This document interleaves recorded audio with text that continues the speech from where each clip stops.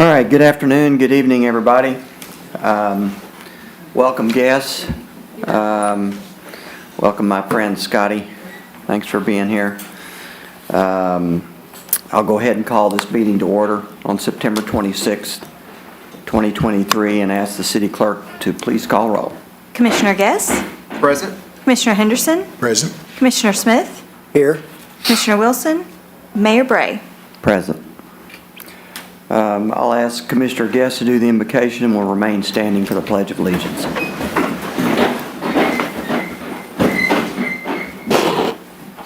Lord God, thank you for our city and thank you for this beautiful day you've given us. And clear our minds and let us make good decisions for the city and let every person in the city be represented and know how important they are to us. So, in Jesus' name I pray. Amen.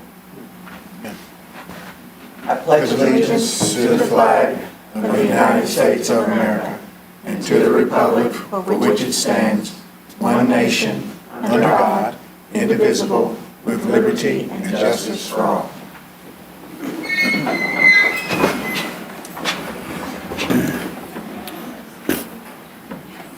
City Manager, are there any additions or deletions to the agenda? Mayor, none this evening.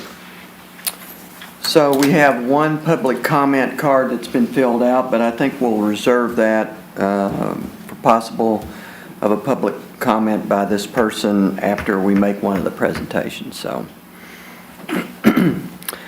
we'll move to the consent agenda. Items on the consent agenda are considered to be routine by the Board of Commissioners and will be enacted by one motion and one vote. There will be no separate discussion of these items unless a board member so requests, in which event the item will be removed from the consent agenda and considered separately. The city clerk will read the items recommended for approval. Would any commissioner like an item removed for separate discussion? No. So I ask the city clerk to please go ahead and read the items recommended for approval. Approve minutes for the September 5th, 2023 Board of Commissioners meeting. Receive and file documents, personnel actions, a municipal order declaring the real property located at 1724 North 12th Street to be surplus property, transferring the property to Paducah-McCracken County Habitat for Humanity for economic development purposes, and authorizing the mayor to execute the deed and all documents related to same. A municipal order approving a fleet maintenance motorized equipment and emergency apparatus service agreement with the East Marshall Fire Department to provide fleet maintenance services at hourly rates and authorizing the execution of all documents related to same. A municipal order authorizing and directing the mayor to execute a contract with DWA Recreation in the amount of $84,475 for construction and installation of 3,200 square feet of pour-in-place rubber surfacing at the new playground at Robert Coleman Park, and authorizing the mayor to execute all documents related to same. A municipal order authorizing the application for a USTA Southern Parks and Recreation Grant through the United States Tennis Association in the amount of $1,000 to conduct Glow Tennis event, accepting all awarded grant funds and authorizing the mayor to execute all documents related to same. A municipal order adopting the contract modification number 3 to the construction contract with Mid-States Construction Incorporated for the Robert Cherry Civic Center in the amount of $7,097.38 and authorizing the mayor to execute the contract modification and all other documents related to same. So moved. Second. Please call roll. Commissioner Guess? Aye. Commissioner Henderson? Aye. Commissioner Smith? Aye. Mayor Bray? Aye. So we have 4 municipal orders to adopt tonight. The first one is for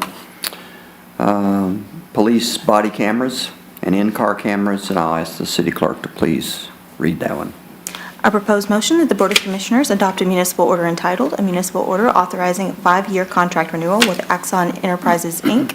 for in-car camera and body-worn camera warranty, storage, and camera replacement in an amount of $1,424,684.67, and authorizing the mayor to execute all documents related to same. So moved. Second. Chief? Good evening, everybody. Just wanted to give you some brief history with our working relationship that we have with Axon.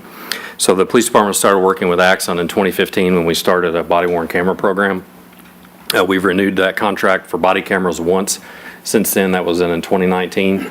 During that time period, we also transitioned our in-car camera systems, which we've had since the late 90s.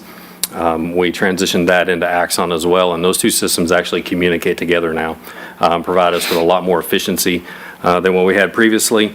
It allows us to streamline the video process where we can actually send a link via email to the prosecutors for sharing evidence and things like that. So it cuts down on a lot of employee time of having to burn CDs and physically having to touch every one of those videos.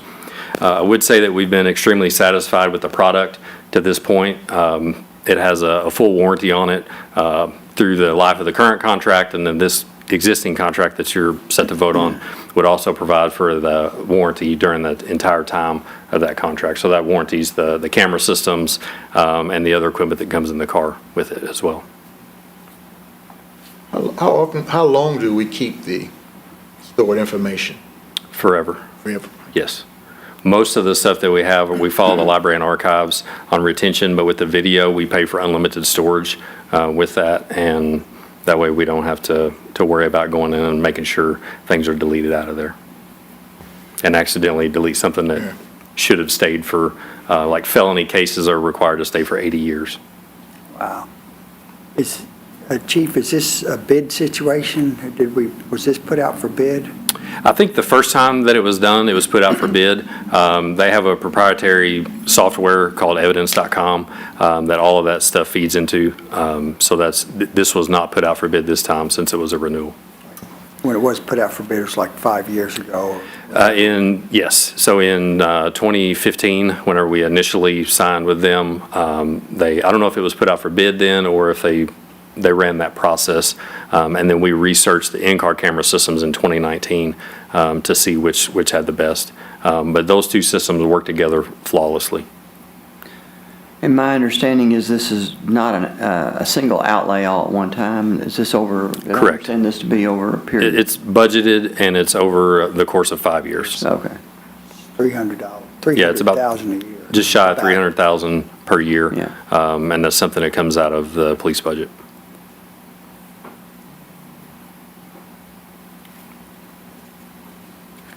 Any other questions? I think body cameras, I mean, it's very important, so. It is. I think that's, there's a public expectation now that the police have camera systems on them. While they don't necessarily capture everything that's out there, they do capture a lot of stuff. They provide good evidence in court. They help whenever there's, differences out on the street, whether it be a complaint against an officer, or, a citizen says one thing happened, but maybe something else happened, or sometimes the citizen will come in and look at it and realize that the situation wasn't actually as they perceived it. Has it led to any discipline of officers in the past? I think it has. I think it has also probably led to more times where they were exonerated than anything else. Yeah. Probably really helps with the Yep. conviction rate. And It does. prevents lawsuits. It does. It's just a force multiplier for us when it comes to lawsuits, when it comes to providing evidence in court. It's hard to dispute a lot of facts whenever there's audio and video. Yeah. Okay. Thank you very much for being here. Call roll. Commissioner Guess? Aye. Commissioner Henderson? Aye. Commissioner Smith? Aye. Mayor Bray? Aye. Okay, I'll ask the city clerk to please read the next municipal order, and then Amy's here to explain it. A proposed motion that the Board of Commissioners adopt a municipal order entitled, "A Municipal Order Authorizing and Directing the City Manager to Issue a Request for Proposals for the Construction of the Civic Center Parking Lot." So moved. Second. Can't believe I got that right. Good evening. Good evening, Amy. So the Civic Center parking lot was originally not part of the scope for the Civic Center renovation project. But as we worked through the design, we just felt like it would really be a shame to have this really nice renovated building and not also a renovated parking lot. So we've been working with BFW on design for the parking lot. We have a couple of options for consideration. Tonight, we're just asking for authorization to release the bid. We still do have some design work to do before we can release that, so we're not quite ready for that. But we wanted to bring it to you just for conversation. Right now, we're looking at There are 4 areas of the parking lot that have to be reconstructed. The subgrade is failing, and so we're looking into that, as well as whether or not we could do an overlay over the existing asphalt, or if the whole thing needs to be reconstructed. So if we do just the reconstruction of those 4 areas and an overlay, we're looking at about $320,000. If we reconstruct the entire parking lot, it's going to be closer to $400,000. So those are kind of the cost estimates that we've been given up to this point. But again, it hasn't been bid out, so it could come in lower, it could come in a little bit higher, so. Will that bring some additional spaces, parking spaces as well? The existing lot has about 84 spaces. That includes what's at the back of the building and on the H.C. Mathis side. We have a couple of different layouts that we're looking at. The minimum would be 86 spots, and the maximum would be about 100. So our goal is to kind of get as close to that 100 as we can. But we're not having as many large events there anymore, is that correct? So Yes. probably parking is not going to be as much of a premium as has been. Well, We- we haven't been having events because we haven't had it available. Well, And I meant though, it's, The capacity the has capacity changed. is Yes. lower. Yes, we were sitting at about 380 before the Yeah. renovations, and now we're at 256. Okay. And so the parking count, it really, based on assemblies, we're only really supposed to have about 45 spaces, but we're trying to hit that 100 mark because we know that we'll hit that, we'll need the capacity for the parking. Will we have some trees around there? We're not doing Can we put that anything. in this, or- Yeah, we're not doing anything in the parking lot, but we absolutely could consider trees around the green space, around the perimeters. This project doesn't include it, but we are putting in new light poles. That's part of the Civic Center project. So there will be better parking lighting for at night. And then we're going to change the direction of the parking. So instead of running north-south, it'll run east-west, which will actually give us a few more rows and kind of capitalize on the space that we have available. yeah, I know we're going from 380 to 250, but that's still quite a bit of capacity. It A lot of is. pavement. So I'm anticipating there'll be quite a bit of use. Hope so, yeah. Yeah. Also, as part of that project, Commission, and for the public's knowledge, we did look at the usage, and while it was, that higher number was available as capacity, the amount of events that we actually had that reached that were so few, and they were more in that, the capacity that we were having. But we're also, to your point, Mayor, we're upgrading the kitchen area, so we anticipate, some additional usage, with that caterer's kitchen that we didn't have before. And so I do think that it'll be highly used and will be competitive in the space. I could even, with all the pickleball courts and tournaments, things like that, I could even foresee some people parking there Yes. to support some of that. Yes, and that's another reason for the increased capacity in parking spaces, is just for the potential for overflow. Next thing that'll happen, we'll have to build a sidewalk between the parking lot and the pickleball courts. Yeah, probably. That's coming. Overpay. Yeah. All right, thank you, Amy. You're welcome. Call roll. Commissioner Guess? Aye. Commissioner Henderson? Aye. Commissioner Smith? Aye. Mayor Bray? Aye. Okay, can you read the next municipal order, please? A proposed motion that the Board of Commissioners adopt a municipal order entitled, "A Municipal Order Authorizing Amendment Number 1 to the Contract for Custodial Services with Right Way Janitorial Services, LLC, for an additional daily cleaning of the downtown restrooms and authorizing the mayor to execute the contract amendment." So moved. Second. This one is based on public feedback. We've had some concerns from the public about the condition of the downtown restrooms. Our first effort is to add cleanings to it. So we have provided this amendment to our existing contract that adds a second cleaning in the downtown restrooms. It'll get us now it starts the 30th through the end of the year. So it'll get us through the holiday season so that we can see what the impacts are, see if that helps improve the feedback that we're getting from the community, and then we can reevaluate. How often are they getting cleaned now? They're getting cleaned daily, but they get cleaned in the morning. So when you go in the morning, they're clean, but by lunchtime, they may not be. So this hopefully will help kind of keep it throughout the day. That seems, I mean, unless you're going to, unless there's a festival downtown or something, it just seems like they wouldn't be getting that much use. Well, The- we've gotten feedback from the community, to Amy's point, directly to me. You know. I'm just curious how they could get, Yeah, the Messed lunch up. crowd, I think downtown is really when we see the most use. And so our second cleaning will be mid-afternoon to kind of prep it for the dinner rush, so. okay. And then we also have, when we have the river boats in, Yeah. that they get use from that aspect to somewhat as well. So you're thinking the riverboat people are messing it up? I'm thinking, I'm thinking a lot of people are messing it up. It only takes one person.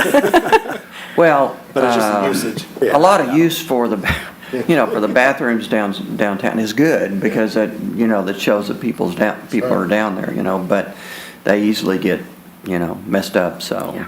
it's, we want to have clean restrooms for our people that are downtown, visitors and residents, so. Sure. I can see that working a little more in the summer when it's getting dark at 9 o'clock than it is here in a couple of months. It's gonna be True. dark. Yeah, and that's why 4:30. we thought we'd reevaluate at the end of the year, get us through the holiday season. There's a lot of traffic in downtown during Thanksgiving, Christmas, so we'll reevaluate. If we feel like we need to continue, we will.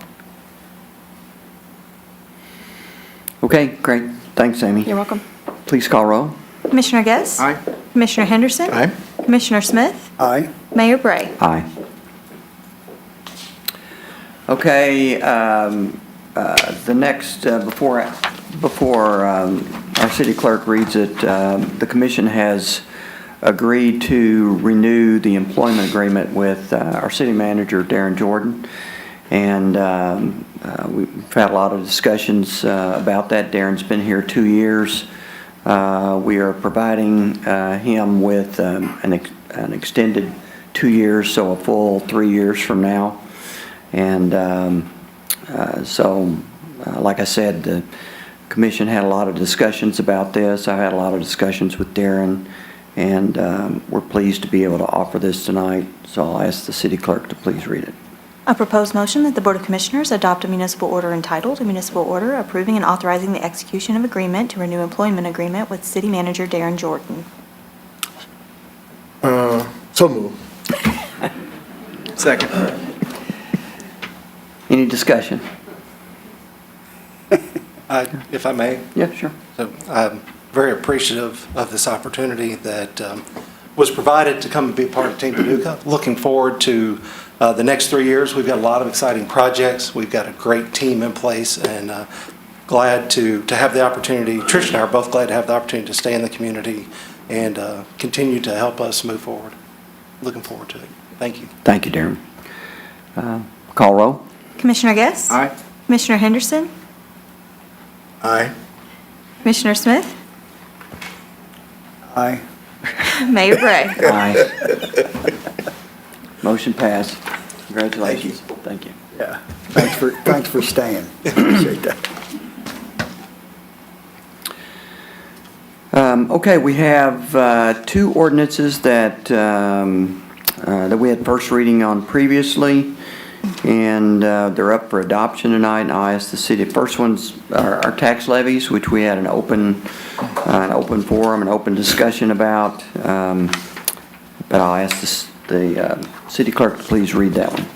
A proposed motion that the Board of Commissioners adopt an ordinance entitled, "An Ordinance Fixing the Levies and Rates of Taxation on All Property in the City of Paducah, Kentucky, Subject to Taxation for Municipal Purposes and for School Purposes for the period from July 1, 2023 through June 30th, 2024, with the purposes of said taxes hereunder defined. Purpose and rate per $100. General fund of the city, real property at $0.256, personal property except inventory at $0.373, motor vehicles and watercraft at $0.39. School purposes, Paducah Junior College, real estate at $0.014, personal property except inventory at $0.014, motor vehicles and watercraft at $0.031.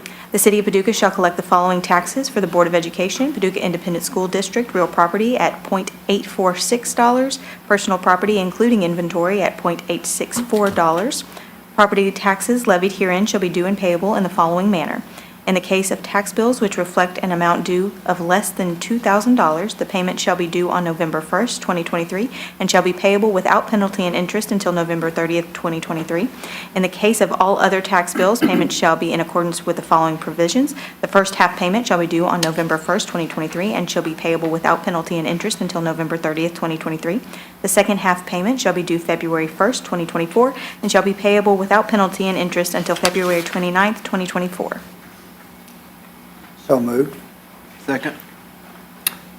Any discussion? Call roll. Commissioner Guess? Aye. Commissioner Henderson? Aye. Commissioner Smith? Aye. Mayor Bray? Aye.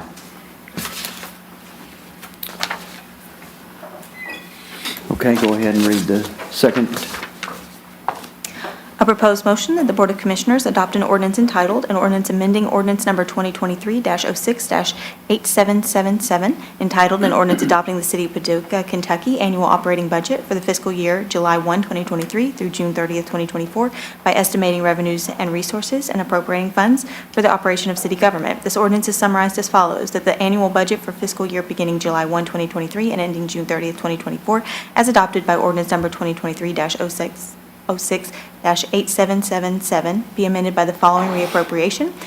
Increase sale of assets account by $870,745. Increase principal 2013 series by $955,000. Increase interest 2013 series by $2,205. So moved. Second. So this is the payoff of the bond related to the Teletech building, out in Commerce Park, right? Yes, we had taken out, the commission back in 2013 had taken out bond properties, and with the sale of the proceeds of that, it allowed us to pay off the majority of that bond. We still had about 87,000, I don't remember the exact number, left over. There was a couple of projects in that bond originally, but the Teletech was the primary left Okay. to pay on that one. And so that gets us paid off and off our books, and that property has been transferred as well. Yeah. Questions? Call roll, please. Commissioner Guess? Aye. Commissioner Henderson? Aye. Commissioner Smith? Aye. Mayor Bray? Aye. Okay, we have one ordinance to introduce, and I'll let the city clerk read it and city manager explain it. A proposed motion that the Board of Commissioners introduce an ordinance entitled, an ordinance authorizing and directing the mayor to execute contract modification number 2 with BFW Engineering and Testing Incorporated to decrease the contract by $8,120 for the Buckner Lane Bridge replacement over Crooked Creek. This ordinance is summarized as follows. This ordinance authorizes the mayor to execute contract modification number 2 to the agreement with BFW Engineering and Testing Incorporated for the Buckner Lane Bridge replacement over Crooked Creek project to remove the FEMA flood report line item from the agreement for a decrease in the amount of $8,120 and a new total contract cost of $220,261. So So moved. moved. All right. Second. Darren? Okay. Mayor and Commission, as the clerk read, this is a reduction in that contract. We typically go into projects on the front end and try to anticipate all the expenses that will be, because you don't really want to get caught off guard. And one of the expenses that we anticipated with this project was a line item for a FEMA flood report. We did not have to undertake that process, and so we do have a savings. And so we're not having to expend those funds on that project. And this modifies that contract to remove that line item for the FEMA flood report and save on the project of $8,120. Questions? Okay.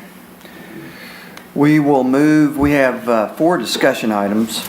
And maybe before Chief kicks off here, I'll just make a comment.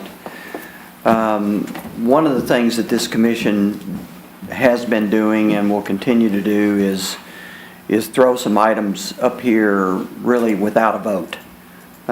Just just items that we feel like need to be discussed. We let our department heads make presentations from time to time to keep everybody informed on what's going on, police department, fire department. These are very important to the community. We also sometimes start off with discussions before we get to the point of needing to vote on things. We're also going to be talking about opioid settlement funds this evening, and we're not going to vote on anything, but again, we feel like it's important from a transparency standpoint and otherwise to make sure that the community has a chance to understand and see what's going on here, and that's why we kind of have these discussions in an open forum so the community can kind of see our discussions as well, which we have to follow by law. But so with that, welcome, Chief. All right. And we want to hear what's going on in the police department. All right, well, good evening again. About a month or so ago, I was asked to provide some updates on a few police-related items. One of the things that came up we're going to start with tonight, if I can get this to work, is the portable camera systems that we saw out late last year and through a portion of the springtime. So last summer, the police department was asked to be a participant or a partner with a pilot program that was called Access Task Force, and that stands for the Alliance of Companies and Communities to Enhance Safety and Security. And so basically what that was a collaboration between LiveView Technologies, which is the manufacturer of those camera systems, as well as local government and retail organizations. So after they after the cameras were out for a period of time, which was from November of 2022 through May of 2023, the Loss Prevention Research Council did a study on that. And so they did a bunch of research, and here are some of the results of that. So during the time period that you see up there, the November through May, the city realized a 13% reduction in crime across the entire city. This is not just in the areas where those cameras were at. That 13% was made up of 7.4% was crimes against people, close to 15% reduction in property crime, almost a 17% reduction in society crimes, which is drug-related offenses, disorderly conduct, and then the greatest increase was in trespassing complaints, in trespassing, which if you think about it, if there's a camera system there, and if you remember they had blue flashing lights on them, so that served as a deterrent for people who were coming onto those properties unwanted. So following the study time period, the Loss Prevention Research Council also did a survey of citizens. They actually sent people to Paducah to some of the locations, met with customers coming in and out of the stores. They also did this in Opelika, Alabama. That was the other test city. And they did the same thing there. And what they found was an overall positive response from the citizens as well as the employees of those commercial businesses. Does anybody have any questions about those camera systems? I know that had come up a few times. A lot of people had talked about it, wondered what they were. There was no cost to the city with that project. So, Go ahead. so we took them out. I mean, they're no longer there, right? Correct. The company have taken those and they've moved them to other locations. Okay. So they did present the opportunity for the local businesses that participated in that to purchase those cameras if they wanted to. I think there are still a couple of them out at a couple of locations, but what the feedback that we received through a lot of the meetings that we had as this research was going on was that Paducah's low crime rate for a large corporation, it wasn't cost beneficial for them to put those camera systems here when they had problems in other cities, greater significant crime issues there. Do you know what the cost of one of those? They're around $50,000. $50,000. Which they're solar powered, they have multiple cameras on them, and they're basically like no different than a surveillance camera that would be on the outside of a business or on the inside. Yeah. Technologically, they were very big and very noticeable. And with that blue light spinning around, I mean, I got a lot of comments from people, about Big Brother watching, sort of thing, and, which I get, I understand. So it was just really a test to see what happened. I mean, I don't know if technically, over time, those, they would get smaller and less conspicuous, or whether being conspicuous is all part of the strategy. I think that's part of the strategy. That's why the light flashes as bright as it does and draws attention to it. Yeah. One of the things that we hadn't necessarily thought about was the comfort level for the folks that are actually working in these retail establishments. Yeah. So that was some feedback can that was see that, received, yeah, that for sure. the employees appreciated it being there whenever they closed at night and they walked out to their vehicles. So that was something that was really unexpected from our side. We really were focusing on the crime side of it, but that was beneficial to the employees as well. So there was tape, there was video. It's cloud-based, yes. So Okay. it's all cellular and uploads. Were there occasions we used the video? There were a couple of instances where we utilized the video to either help prosecute a crime or refute that a crime had occurred. I see. Okay. Great, thank you. All right. The next one is talk about crime and collisions. So basically what you have up on the screen there is, and these numbers are similar to what you just saw from the crime stats from that November through May time period that the Loss Prevention Research Council found. But crime incidents citywide year-to-date are down 16% compared to the previous 4-year average. Year-to-date for this year, we're down 13%. There have been 0 murders in 2023. That's down from 4 in 2022. Vehicle theft reports are down by 19, burglary down by 13, and vandalism and trespassing, again, as similar to what that Research Council found, was down by 41 incidents.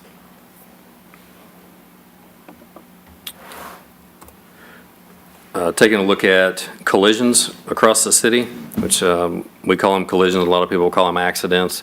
They're down 5% from the previous year to date, which is on track. One of our 2023 goals is to reduce collisions within the city by 5%. So right now we're on track to meet that goal. With the holiday shopping season coming, that number is going to fluctuate. So I would expect to see that probably in the 3 to 5% decrease, hopefully, for 2023. We have had 1 fatal collision this year. There was also 1 in 2022, which both the last 2 years are down significantly from the peak of the last several years of 2021, where we had 5 fatalities. Touched a little bit on enforcement. That's come up a few times.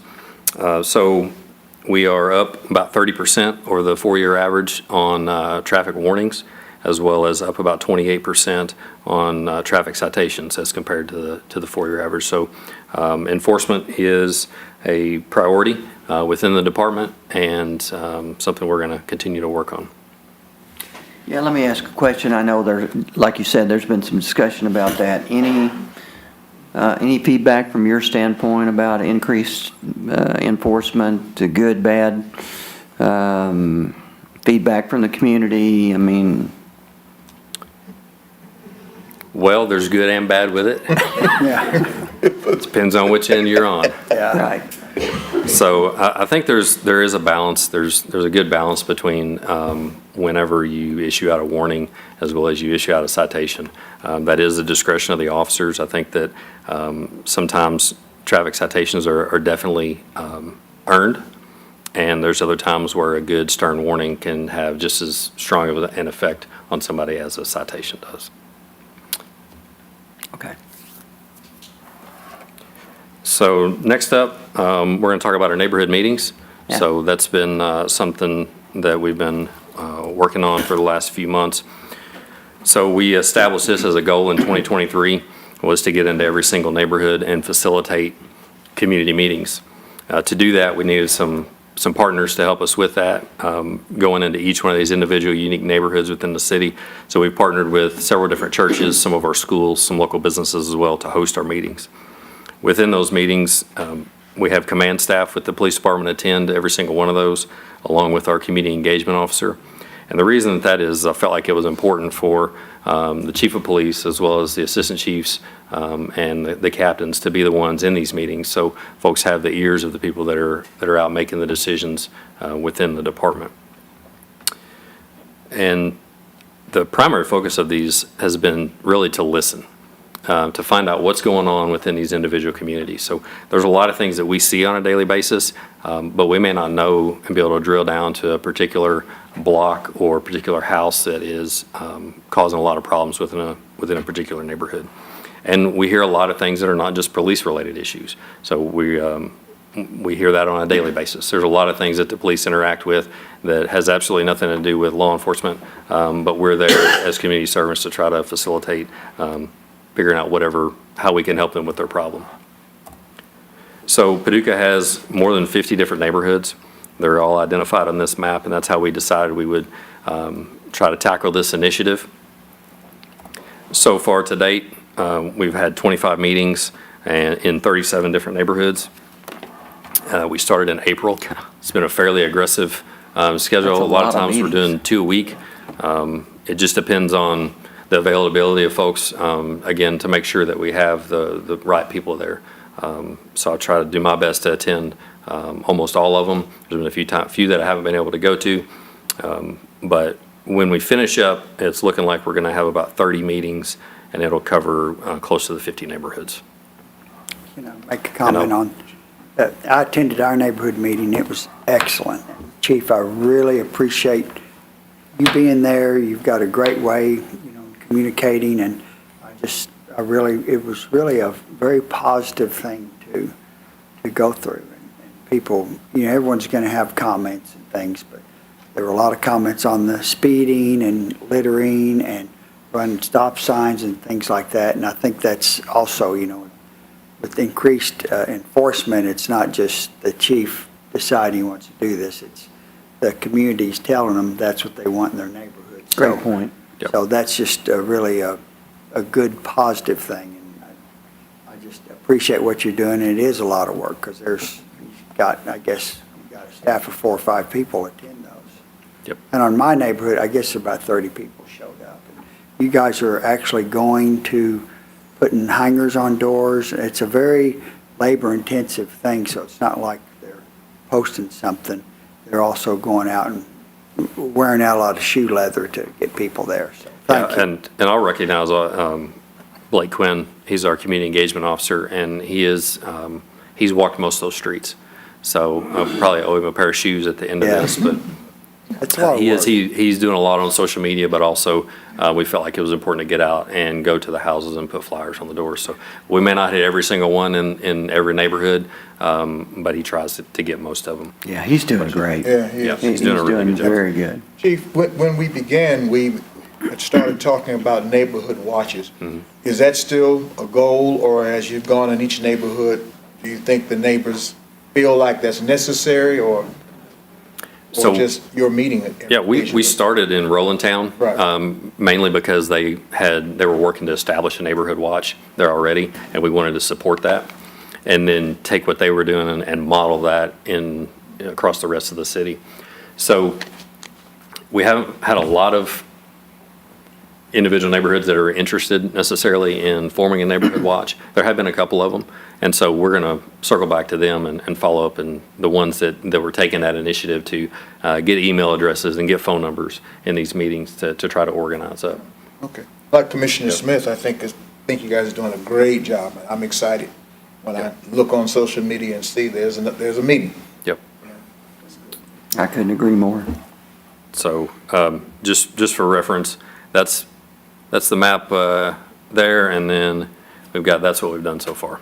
So we're set to do Country Club neighborhood on Thursday night, and we did one last night as well. I'm wondering, and this may not be the place to mention this, but I'm wondering, as we go into each neighborhood, is there a possibility of putting some type of signage up, letting people know perhaps what neighborhood they're entering? We've had multiple discussions Oh, okay. about that, and, but, that is something that we want to get done. I think City manager, you have any input? I mean, I think we want to get that done. We Okay. just need to decide what kind of sign, where the neighborhood starts and ends. So there's some things Sure. that have got to be decided about, but yes, I think we're headed in that direction. Yeah, we've had internal discussion about that. You know, very integral part of that conversation has been our planning department. You know, and their what they're seeing, especially with the South Side neighborhood and how that. But you know, I anticipate that staff will be able to bring a recommendation back in the first quarter of next year with some ideas and suggestions with a rollout anticipated for our next fiscal year. Thank you. So we try to snap a couple of pictures along the way. The one there on the left was at Morgan Elementary School, and then the one on the right was the one at Commissioner Smith's in that picture there. We used Emmanuel Baptist Church for that one, but it's been pretty positive for the most part. But to date so far, some of the frequently mentioned items that have come out of those neighborhood meetings have been speeding. That's probably the number one concern that people have is just traffic-related issues. Numerous requests for speed bumps. We try to discuss that with them, and I'm not the engineer, so I don't know all the rules and regs on that, but theft from unlocked vehicles probably ranked second, and these are not in any particular order, but that's really a problem throughout the city. So in these meetings, it's kind of a public service announcement. We really push to try to encourage people to lock their vehicles up every night. Don't leave their valuables in there, take them inside, and don't present an opportunity for somebody to commit a crime. Fireworks were also mentioned a lot of times. Lighting was discussed some. Trash, and that was nothing negative necessarily to say about our Public Works Department and the trash, but just on private property and alleyways, things that are more public spaces. Stormwater came up. Rick's not here, so I'm just going to move on past that one.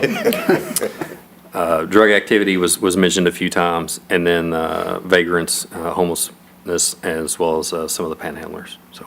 I say this is like get on a little bit of soapbox, but lighting with the advent of LED lights, people can burn their porch light all night long and maybe it'll cost them $0.25 a month. So really, you go through neighborhoods, mine included, there's a lot of people don't have a porch, they don't burn their porch light, and that would make a huge difference. I wish we could do some sort of public campaign, as some of the things that we do, is to try to convince people to burn their lights, because it just doesn't cost that much money and it has great return. Yep. Our safety and the neighborhood looks nice. Well, I know the police department does posts, Facebook posts, and, from time to time, and of course, we do, on the city website as well, but I think constant reminders to people about locking your cars and, to Commissioner Smith's point, keeping your porch light on with the LED lights. I mean, that's a great thought, but just keeping that in front of people's, making them aware, I think is a really good thing to do. Yep. And then some of the action items that have already come out of these meetings, like I said, we started in April doing these. We knew that traffic was an issue that's really an issue all across the country. It's not just unique to Paducah. Just seeing the increase in extremely poor driving behavior. So our staffing numbers are up to where they need to be at. We created a two-person team, 2 officers that's their primary focus is to deal with neighborhood traffic issues.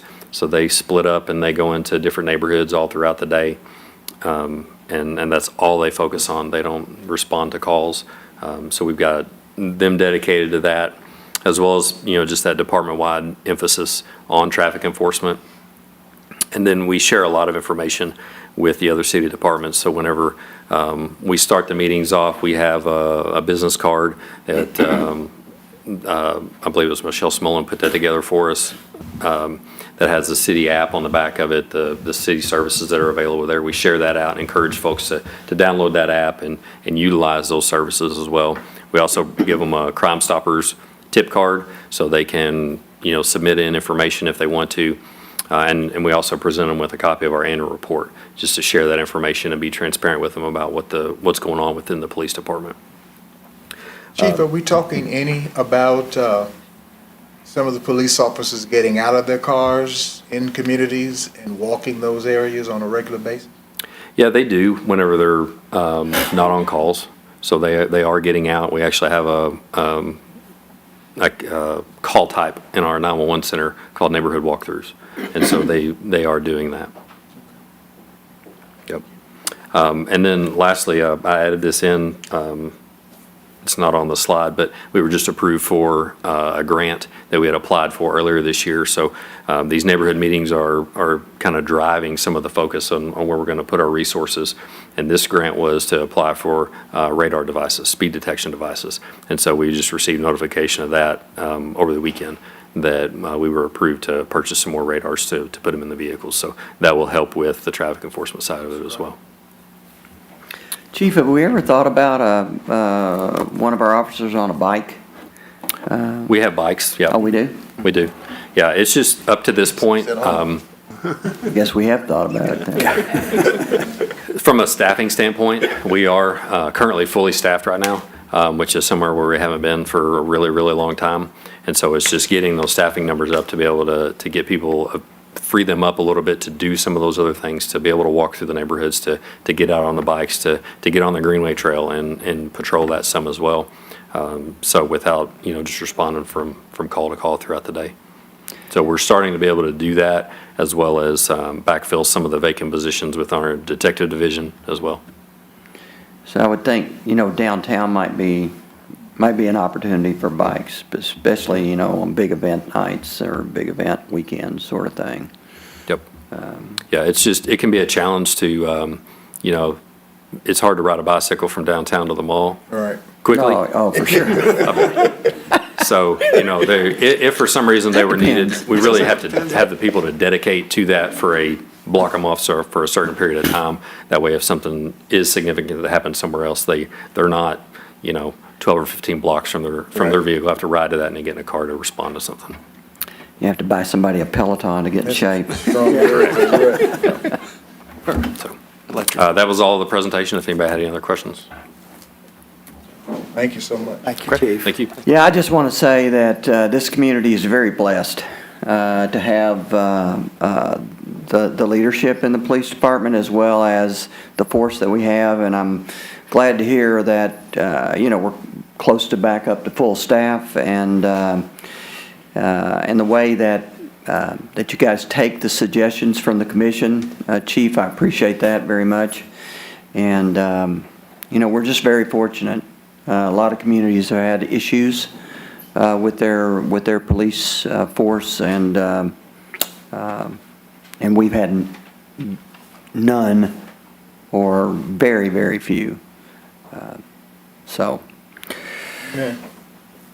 Okay, with that, Pam Spencer and Nick Hutchison. Pam's our communications director, and Nick's our director of planning, and they're going to talk to us about a quality of life campaign. Yes, good evening, Mayor, Commissioners, City Clerk, City Manager. This is a collaborative presentation between Nick and I, as well as Chief Laird. You'll see kind of a theme going on here. In the Quality of Life campaign, we're looking at a campaign like a social media, educational awareness. It speaks to all the points that you just heard from what Chief Laird was talking about. As you look at your commission priorities that you set earlier this year, there are 3 priorities that really speak to a quality of life type campaign. You have a quality of life priority, and part of the tasks under quality of life was look at prohibited noises, as well as look at beautification and litter collection. Then you have the neighborhood priority, which Chief Laird and the police department have really been working hard on this priority with the neighborhood meetings and looking at helping neighborhoods start neighborhood watches, as well as educating on the support services. And this is the business card that has the information about the city that the police department is handing out. It has a QR code that goes to our online services, as well as information about how to get city emails, our general information number, as well as our 311 app information on there. So this one little card has a lot of good stuff on there.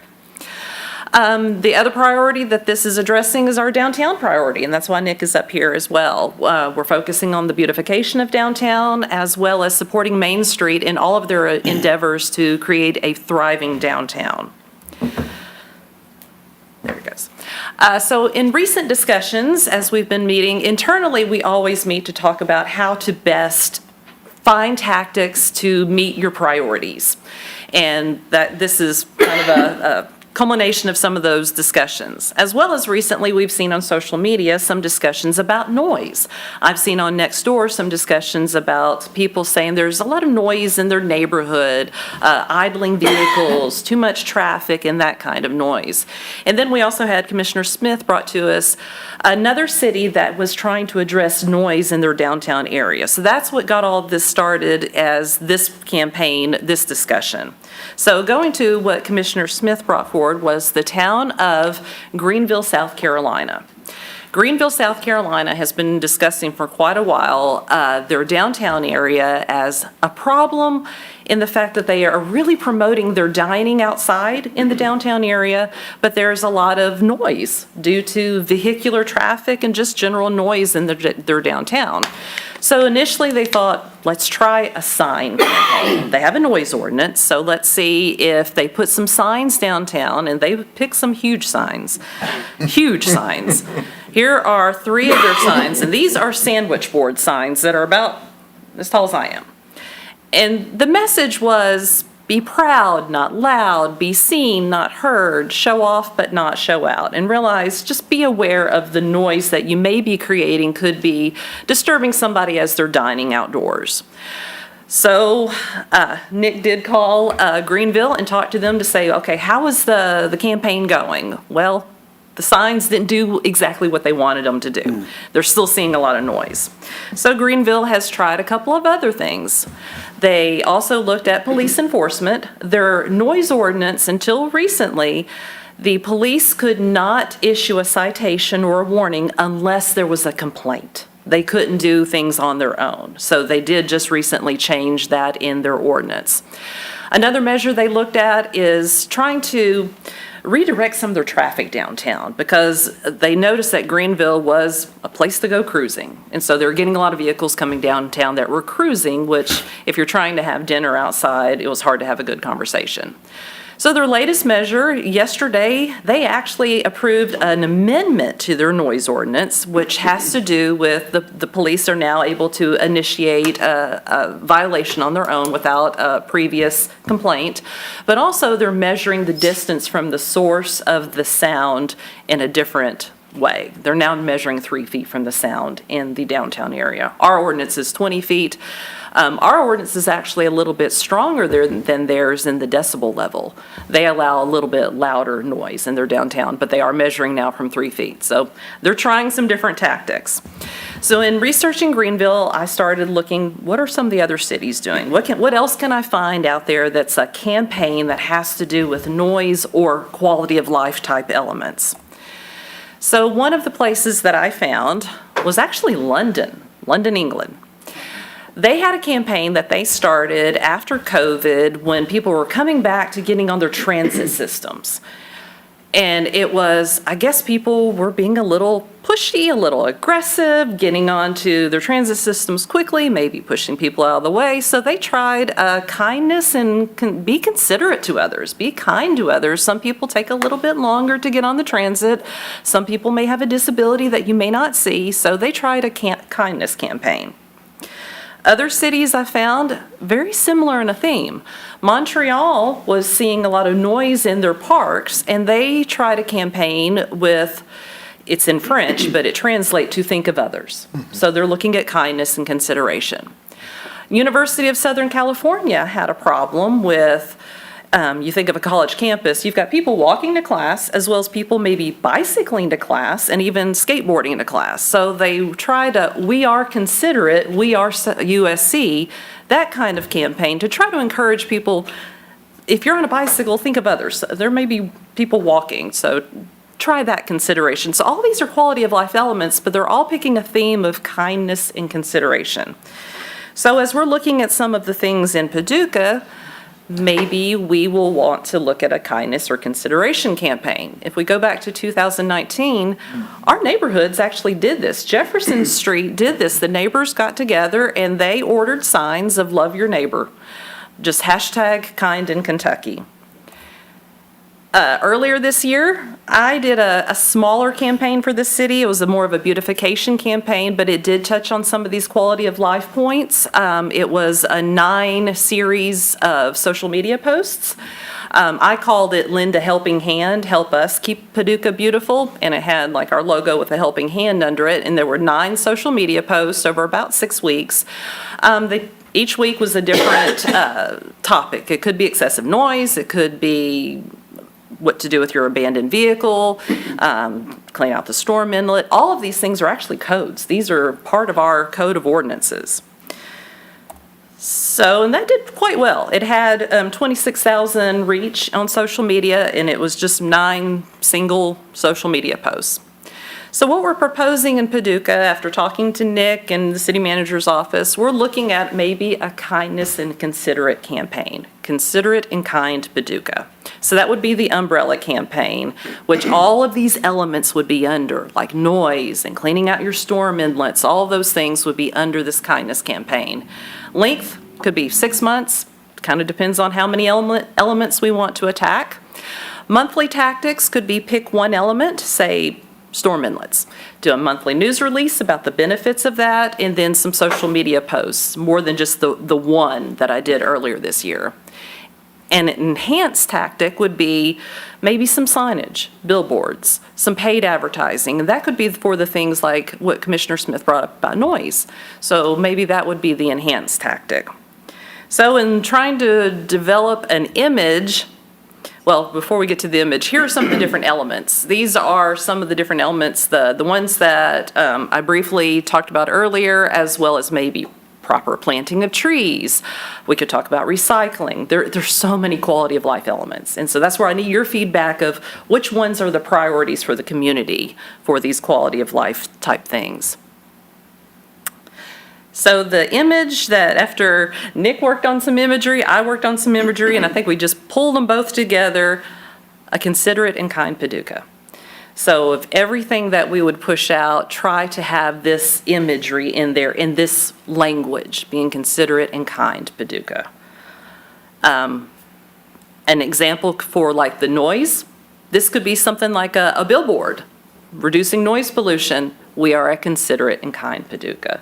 It's trying to bring awareness to your personal action and how your personal action could impact the community and elevate the community to something better.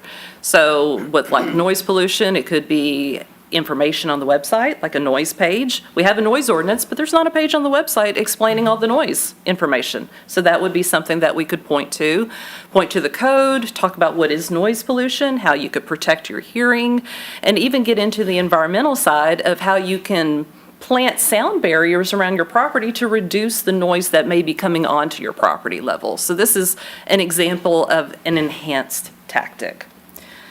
I think, Nick, do you have anything you want to add, or we've been working on this together, and I think we're just looking at feedback. Is this the direction that you think that may be positive, or?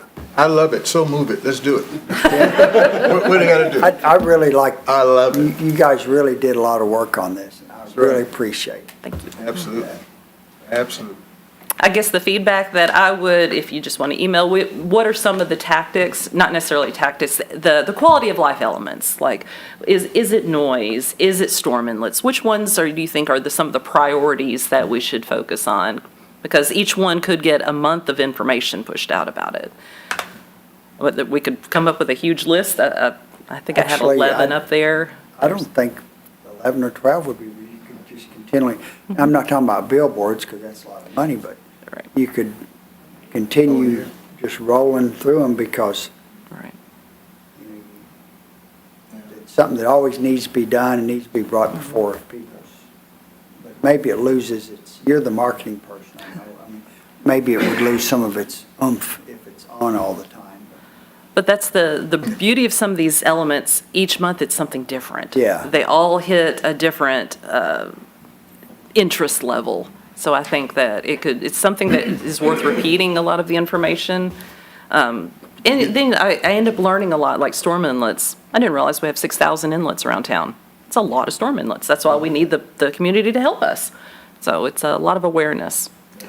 I do like the idea of a billboard. I don't know how much, I mean, I don't know what the cost of one is and what a campaign, so we'd have to, budget the money, but I do think, not everybody reads your emails, not everybody goes to social media, I mean, so we need to be creative about the way we would get it out there. But I really like the idea.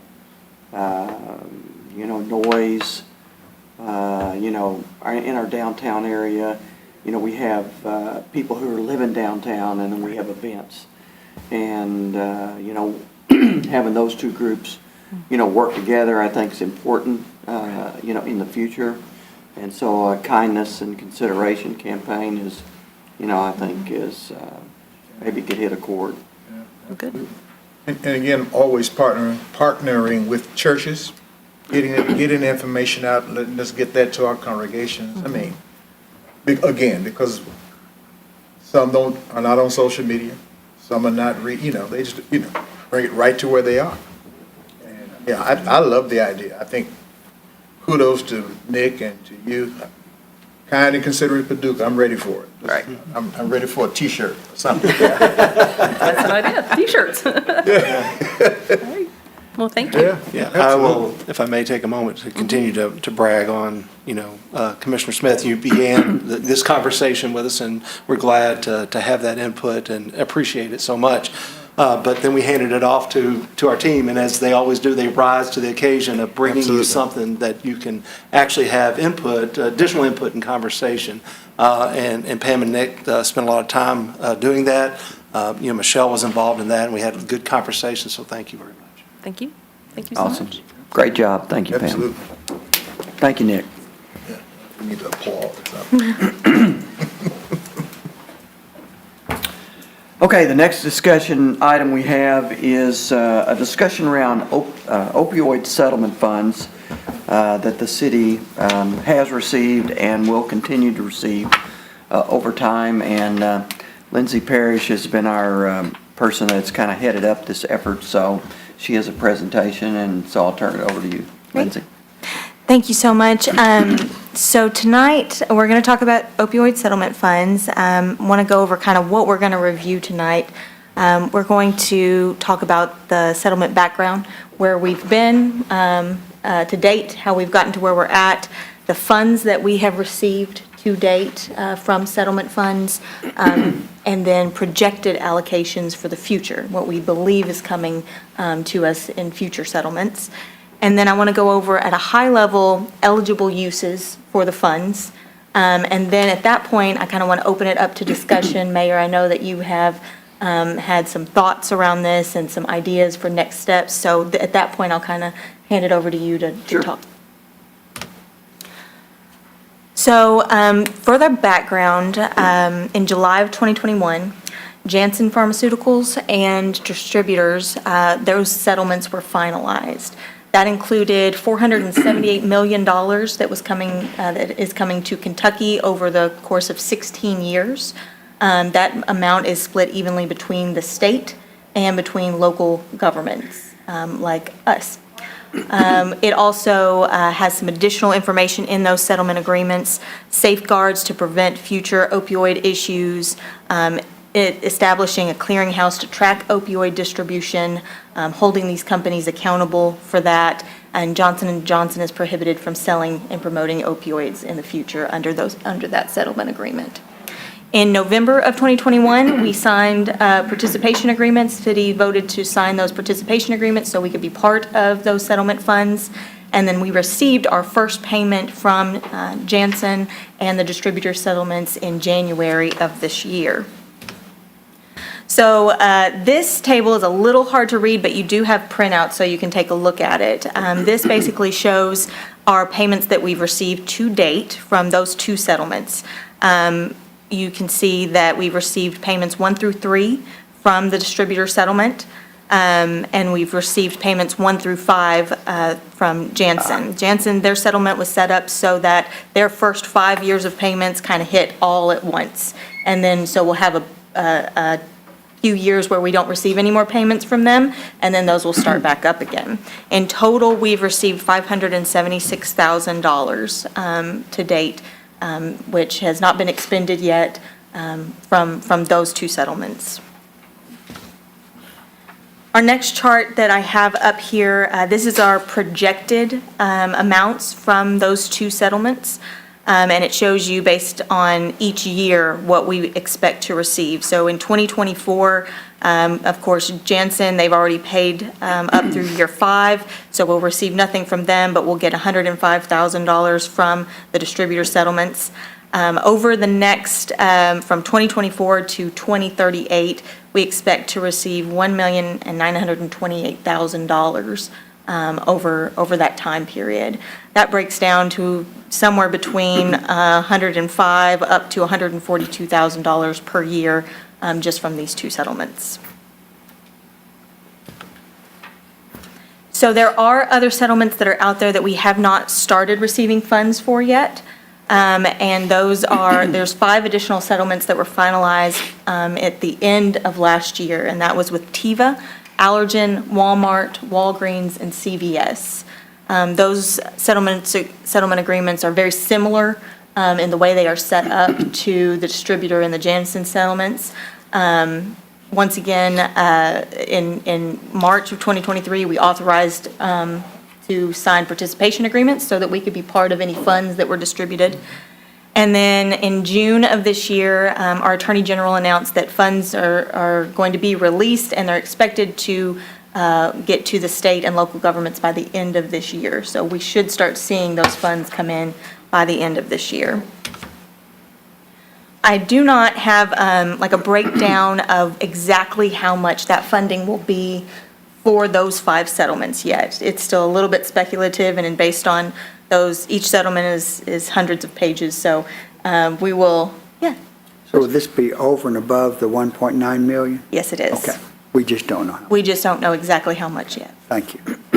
We do know what is coming to Kentucky and what is split equally between Kentucky and local governments. So as you can see, the largest chunk was distributors in Janssen over 16 years, that $478 million. And then you can see the breakdown of what is coming to the whole state of Kentucky and local governments from each of these other settlements. So 102 from Walgreens over 15 years, 94 from CVS over 10, 53 million from Walmart, with the majority paid in 2023. So we should be seeing a large chunk come from that settlement up front. 42 million from Allergan over 7 years, and 73 million from Teva over 13 years. And again, these are split equally between the state and local subdivisions like the city of Paducah. So just a few things to note about these funds that are coming in. These settlement funds do not expire or revert. So these are not like federal grant monies that if you don't use it, you lose it. This is something that we will receive this money, and we can use it at the rate that we choose to. We are not under any obligation as the city to use those funds immediately, so there is time to talk about, exactly what we want to do with those funds. There are specific restrictions on how funds can be used in the settlement agreement, and the danger with not using funds for those specific reasons related to opioid abuse would be that there could be challenges to the settlements. So with that in mind, the state decided we're going to just basically put this into state statute, and we are going to require that anyone receiving these funds has to follow the specific rules. So I'm going to talk a little bit about eligible uses. I have a lot of examples of things. If there are specific questions about, could this program be eligible, could this program or this or that, a lot of that is covered in the settlement agreements, but we can take any of that information back and confirm with our attorney to make sure things are eligible. This is services that cities already do that are eligible uses. These are kind of the low-hanging fruit items. It would be anything that supports education of law enforcement or other first responders, specifically related to, and I'm going to use the terms OUD and co-occurring SUD and MH.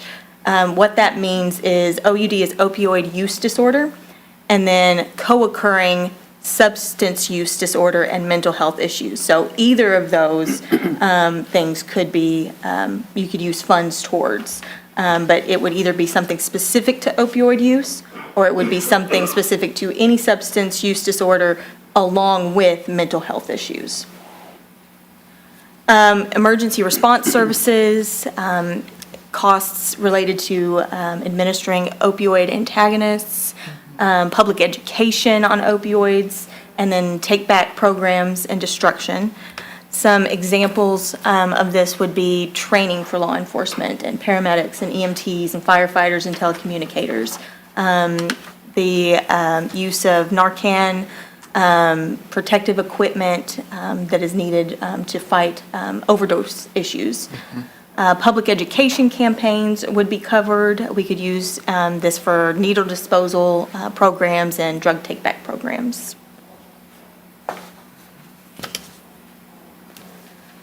So some other eligible services that I wanted to touch on would be outpatient and residential treatment services provided by community health centers and nonprofits. Also intervention, treatment, detox, anything related to opioid abatement housing, recovery homes, recovery centers, anything that provides transportation for people going to programs for recovery, and anything related to training or educational services. So examples of this would be grants. So these aren't services that the city necessarily provides, but a lot of our local community partners do provide these services. So, you know, these are just some examples, some job training programs for those recovering, transportation grants, and those kind of things. There are some things to be mindful of when we're talking about providing this money to other organizations through a grant process. You want to provide some basic criteria for those grants and make that as objective as possible. The state has provided some good information on this, so that would be pretty easy to do. We got to follow KRS and KRA requirements that the state has put out. This also has to follow rules and regulations related to public purpose spending. So we have to enter into agreements with any organization that we are granting funds to, and we have to clearly state how they are going to benefit city residents in those agreements. This funding is specific to it. It has to benefit city residents. The only caveat to that would be if we collaborate jointly with like with McCracken County, and then those funds could be used countywide.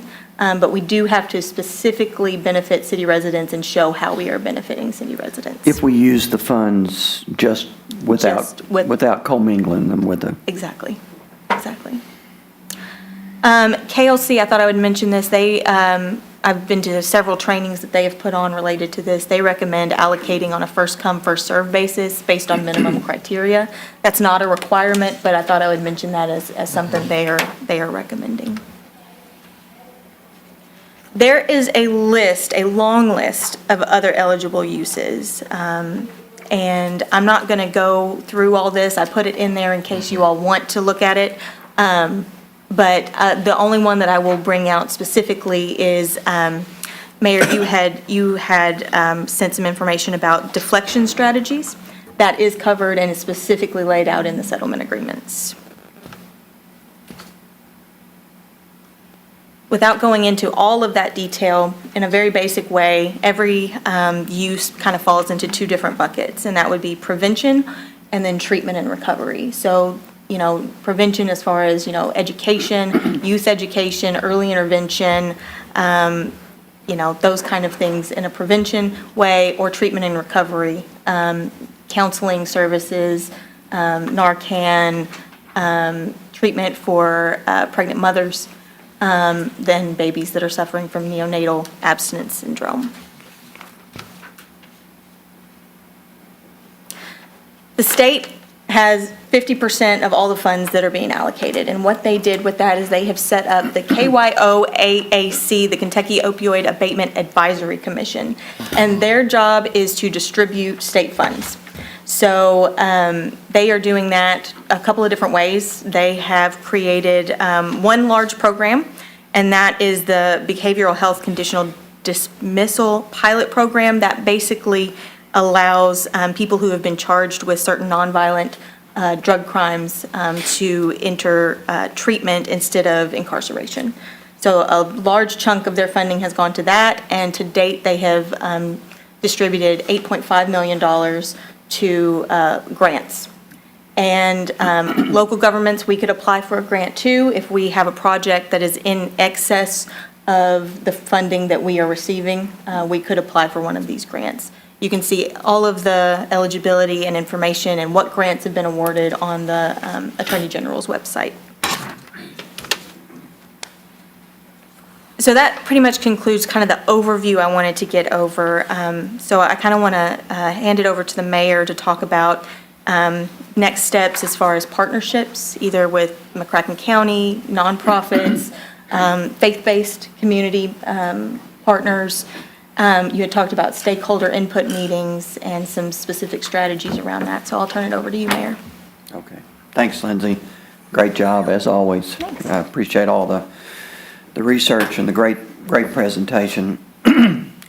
I think the purpose of the discussion tonight really is to get, get the input of all the commissioners, make the commissioners as well as the community aware of these funds that are coming in, and start a discussion about how we might utilize the funds. In the interest of full disclosure, I spent my career, 42 years, distributing those opioids in what I felt like was a very prudent manner. And, once they left distribution center, doctors prescribed them, and there was a lot of abuse.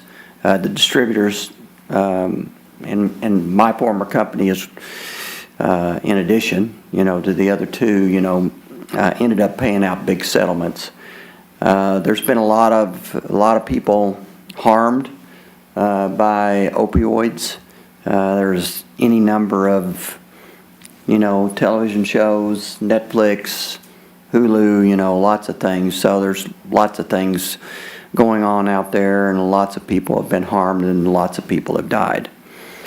So now we have those funds, and I think it's prudent for us to think about exactly how we might want to use the funds. I have particularly been interested in, there's a number of things that we could do. I want to thank Brandon Fitch, who's here tonight with Four Rivers. I've been talking with Brandon about some of the possible uses. He's helped me identify community partners out there. I think one of the success factors for the city in determining how to use those funds is to collaborate with the community partners, to lead or participate in a discussion about really what's happening in our community, and decide, maybe what are some of the potential best uses of those funds.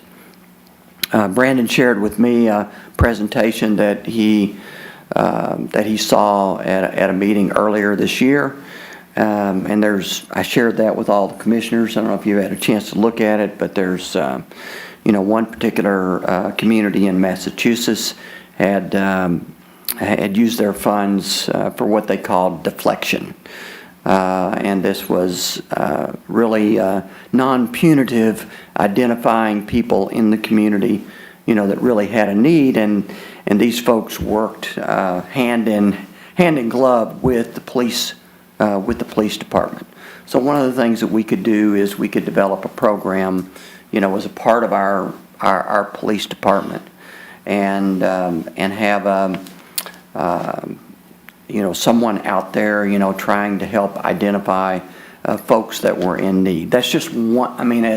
As Lindsay went over, there was 3 pages of possible uses. So, but I felt like it was prudent for us to, get all of this out in the open, talk about it publicly, and I would like to convene a meeting. I'm kind of shooting for November, a meeting of the agencies and folks in this community who probably could provide some of the best input. I'd love to have any of the commissioners that are interested to be Great idea. be involved. And then from that, we can begin to formulate a strategy. We don't have to use all the funds doing one thing. We can do multiple things, but I think we have to understand the width and breadth of the problem. Addiction is something that, it's funny. I spent my life distributing pharmaceuticals, not just opioids, but opioids were part of those pharmaceuticals. And then later in life, addiction touched my life and my family.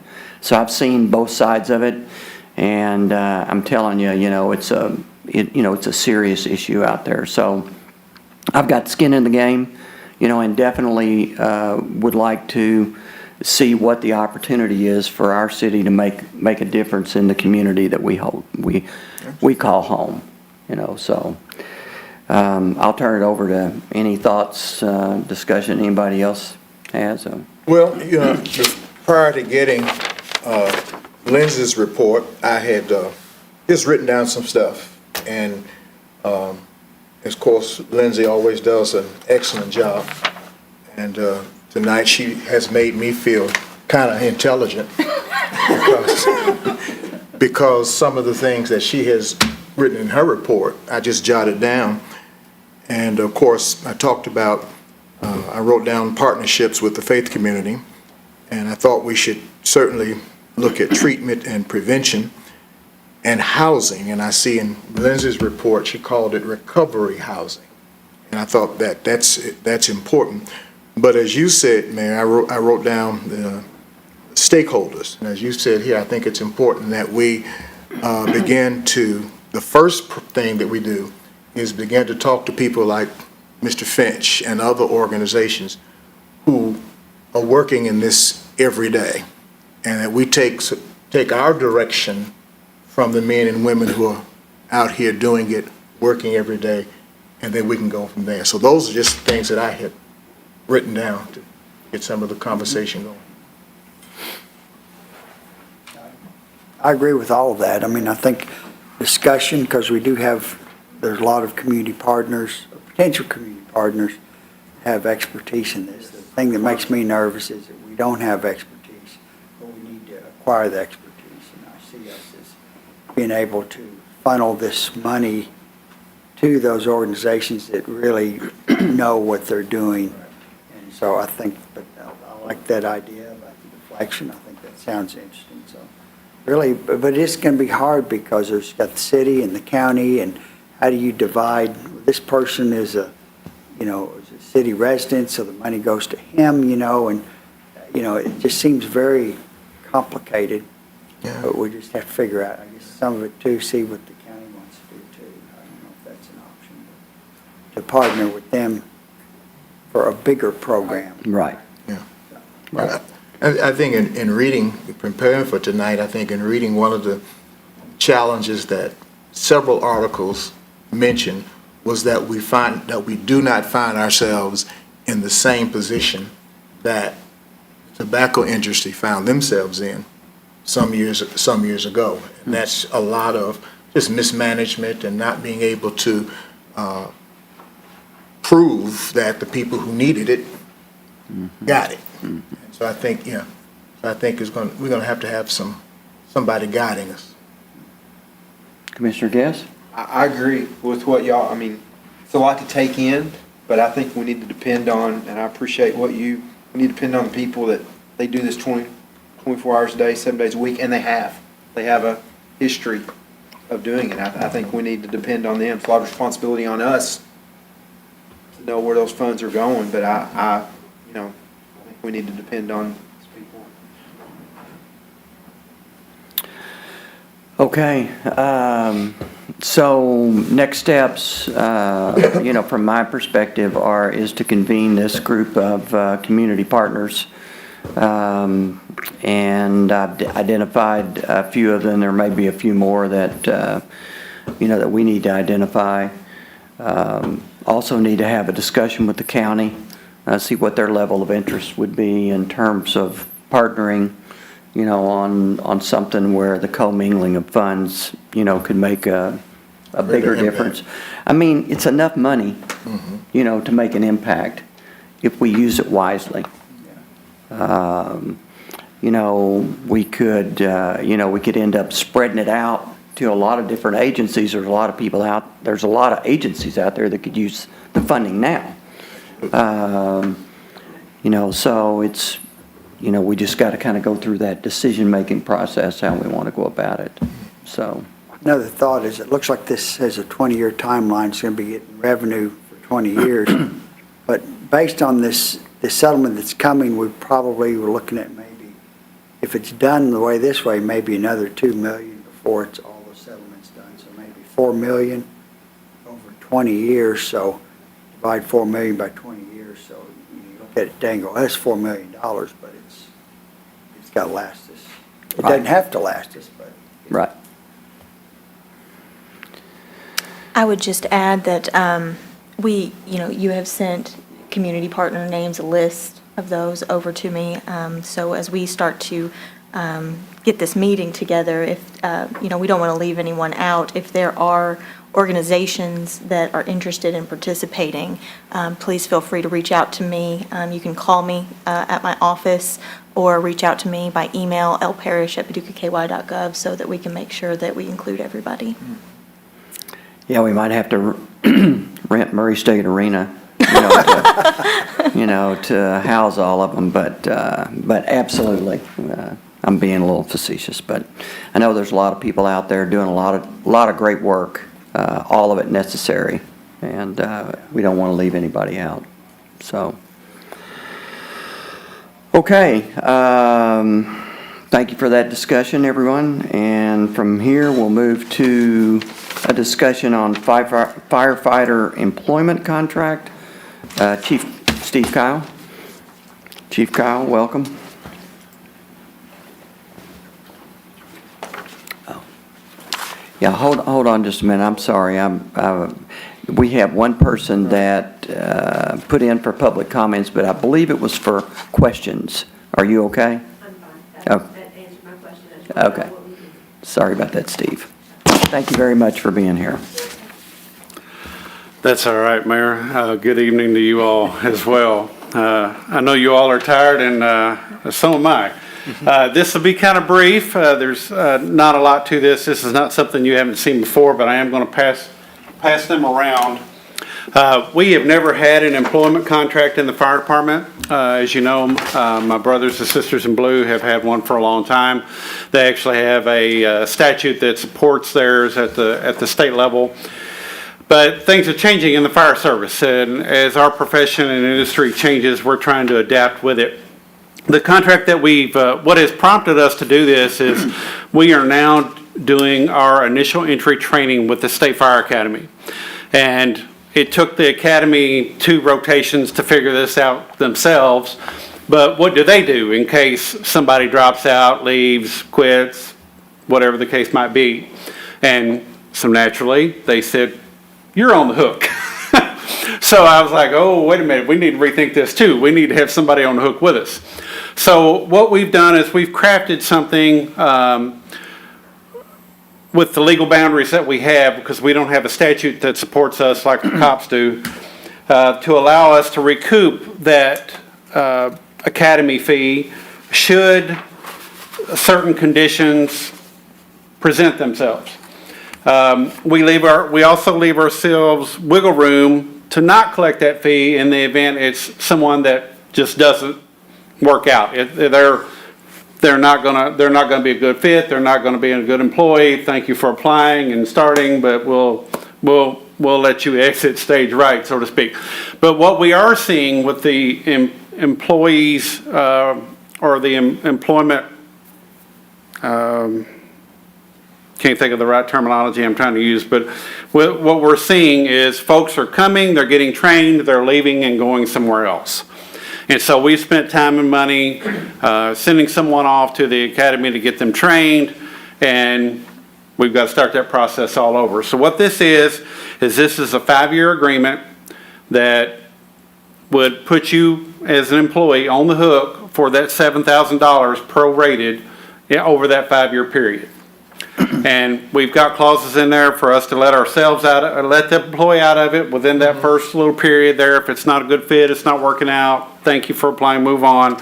But what we're really after are the folks that are quitting and going somewhere else and being able to recoup that money. So what this contract says is the cost of training up front at the Kentucky Fire Academy is Yeah. $7,000. It is. So if somebody leaves us before, at certain points in this 5-year agreement, it's prorated, That's correct. and if they leave, then they would have to pay us the prorated part back. Correct.